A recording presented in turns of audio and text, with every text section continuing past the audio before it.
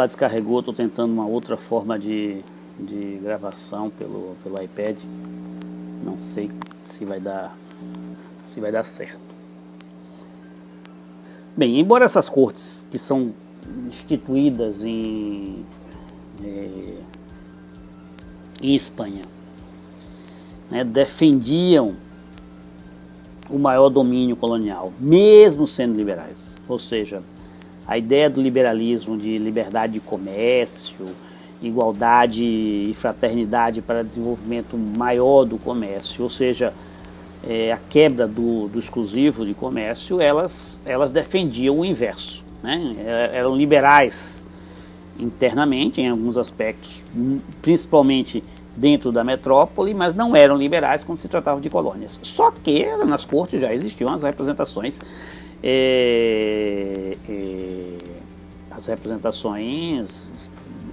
coloniais, a representação dos crioulos.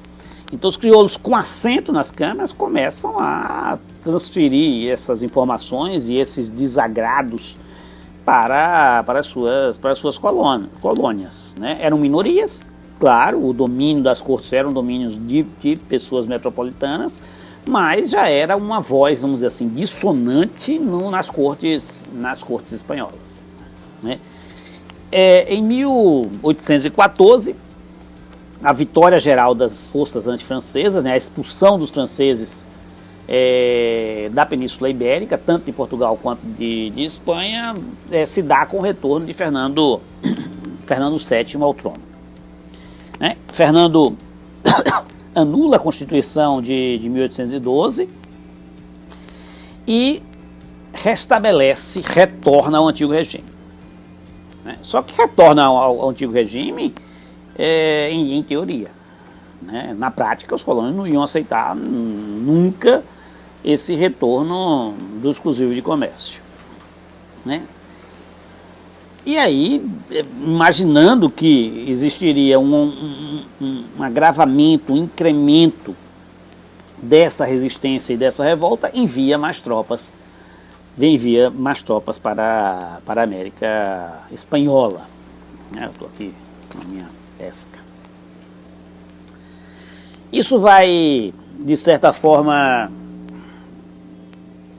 em teoria, em lei, cancelar algumas vitórias coloniais. E em 1820, essas tropas que foram enviadas, elas se amotinam, né? Elas se amotinam contra o rei de Espanha, contra o Império. E aí, nesse momento, impossibilita qualquer ação imperial, né? O mar, de certa forma, fechado pelos espanhóis, externamente, internamente, as forças espanholas amotinadas, contrários ao rei. Então, se fizéssemos um resumo, que nós teríamos, de 1796 a 1808, relações interrompidas pelo domínio inglês nos mares. Então, de certa forma, eu tenho uma América Espanhola isolada. De 14 a 20, a restauração, só com um regime fraco e dividido. Não era um governo absolutista com a sua presença de domínio e controle e poder e força na América Espanhola. Ou seja, os questionamentos ao rei existiam já interna e externamente. Os liberais já tinham o estado do poder para voltar ao poder um rei absolutista. Em 1920, essa monarquia absoluta vai ter que lidar com os ganhos dos americanos, os ganhos dos colonos, com a quebra do exclusivo de comércio e com a necessidade de gerar mais controles, seja para defender a metrópole, o continente, né, a Espanha em si, seja para defender as possessões de Espanha na América. Ou seja, é um rei que vai se enfraquecendo perde a sua principal fonte de sustentação, o exclusivo de comércio, e tem que se defender na metrópole e na colônia. O caminho vai ser, de certa forma, assim, da independência vai sendo traçado paulatinamente. Estava muito claro a não presença daquele governo absolutista, ele já não existia. Então, a partir de 17, você tem novos movimentos de independência, né? Esses dois movimentos grandes de independência que vão se consolidar com os outros tantos movimentos de independência. Então, o primeiro movimento a ser destacado é aquele que começa na Argentina, nos Pampas, e vai, de certa forma, subindo até o Peru, né? Dominado por José de San Martín. Então, nós temos, vão ser duas grandes presenças icônicas no processo de independência da América Espanhola, principalmente sul-americana. No sul, essa evocação a San Martín, e no norte da América do Sul, essa evocação a Simão Bolívar. Então veja que San Martín vai conquistar o Chile já em 1817, já vai cruzar a Cordilheira dos Andes e já vai dominar, já vai controlar o Chile em 17, vai subindo em 1820, já está no Peru, né? Chegando em Lima, sede principal do governo espanhol, em 1821. Em outro sentido, né, de cima para baixo, de baixo para cima, porque a gente tem um mapa clássico. Melhor até vou botar aqui com as setinhas todas para vocês perceberem do que é que nós estamos falando. Mas, em outro sentido, a insurreição espanhola do Bolívar vai surgir em conjunto com San Martín. Então, enquanto um vem dos Pampas, vai subindo para o Peru, o outro vai de Nova Granada de Espanha, e de Nova Granada de Espanha vai descendo vai subindo também, porque a altitude está no Peru, mas vai de forma norte-sul chegar no Peru. Então, Simão Bolívar faz um processo conjunto com San Martín,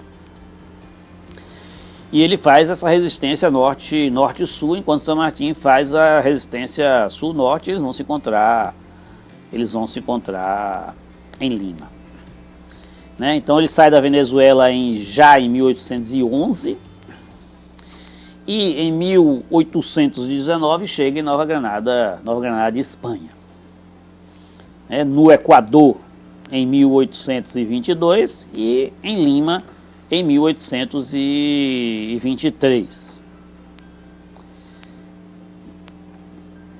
Só chega no Alto Peru, só chega na Bolívia em 1825, mas quando domina Potosí, domina toda a América espanhola, né? Domina a galinha dos ovos de ouro da América espanhola.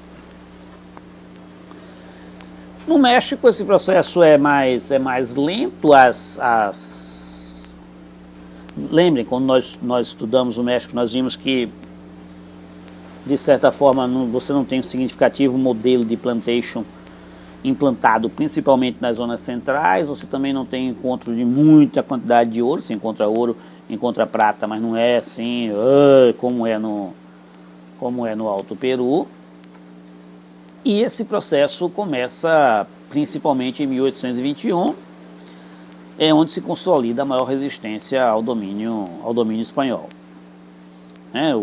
O líder que é evocado até hoje é o Agustín de Iturbide, que era líder das forças reais, né, contra a única concentração guerrilheira local. Se une, ele rompe com o rei e se une aos rebeldes locais, proclamando a partir de então uma monarquia né? Os brasileiros costumam dizer que a única monarquia da América é o Império Português. Não é verdade. No México teve uma pequena monarquia antes de se instaurar a República do México. Mas isso se mantém, como eu disse, por muito pouco tempo, por isso que os brasileiros se acham até hoje que têm príncipes. É um problema. Por fim, eu queria pensar, né, neste grande resumo, eu queria pensar num quadro que eu vou tentar apresentar para vocês na tela, que é o seguinte: se eu comparo a América Portuguesa, a América Inglesa e a América Espanhola, eu vou ver claramente um cenário de unificação ou de divisão. O que é que eu estou dizendo com isso? Vejam só. Os interesses da produção da carne criou uma nacionalidade. Eu não estou dizendo que os aspectos econômicos criam nacionalidade, não é isso. Porque se eu comparo a Espanha, a América Espanhola, a Argentina ao Brasil, o Chile ao Brasil, eu vou ver que são características distintas. Ou seja, a nacionalidade não foi criada pelos aspectos econômicos. Mas, na América Espanhola, a América Espanhola se dividiu em partes, em várias partes. Essas partes são muito claras divisões econômicas, né? Pelo menos da América do Sul. Né? Então você tem os interesses da carne separados dos interesses da produção agrícola do Chile, dos interesses da produção mineradora, enfim, você vai partindo, seja em função dos vice-reinos, seja em função dos interesses locais, você vai repartindo a nacionalidade da América Espanhola. Não se constitui numa única nacionalidade, se constitui em várias. Esse conjunto de países que formam a América Latina não portuguesa, ou seja, a América que foi dominada e colonizada pelos espanhóis. Né? Veja, isso não significou, essa união não pode ter relação porque o Brasil constituiu um império. E o império foi uma passagem do Império Português para o Império Brasileiro, como alguns querem construir. A manutenção e a consolidação, inclusive um argumento bem conservadorzinho. A consolidação do Império como uma continuidade do Império Português, porque a família real portuguesa aqui ficou brasileira, blá blá blá blá. É um problema pensar assim. Mesmo porque, vejam, as 13 colônias eram totalmente distintas economicamente. Os interesses do Norte e do Sul, por exemplo. Tanto é que vai ter a Guerra de Secessão. E se constituiu numa confederação. Né? Embora partidos em estados com relativa autonomia, é uma federação. Né? É uma união. A união venceu. Né? A união venceu. Dito isso, não posso argumentar que foi o Império que deu essa unidade.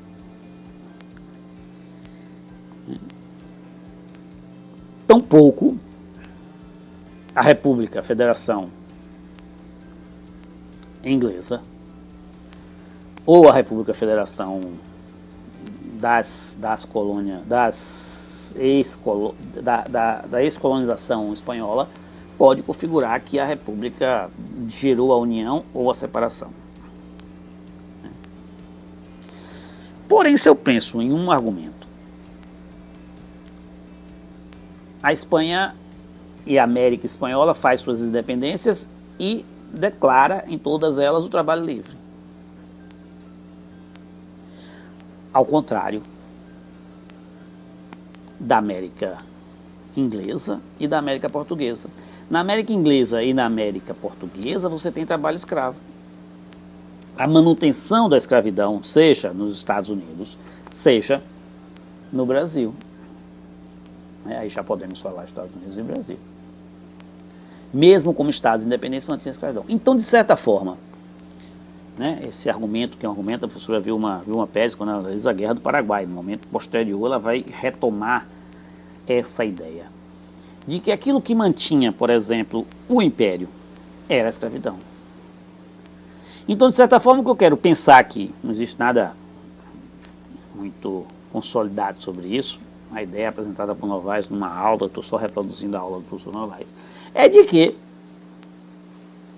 a América Portuguesa e a América Inglesa se mantiveram unidas exatamente por conta dos interesses relacionados com a manutenção da escravidão. Né? Se eu penso, por exemplo, na revolta farroupilha, que acontece pós-independência, ou seja, a tentativa de tornar independente o Estado farroupilha, o sul do país e os interesses da carne, por conta dos impostos aplicados sobre a carne. Né? A revolta farroupilha e a separação tinham o apoio dos principais produtores locais de charque, de carne. E um produtor local vai trair o outro, né? Aquela velha história do Bento Manuel e do Bento Gonçalves, né? Que o Bento Manuel vai trair o Bento Gonçalves e vai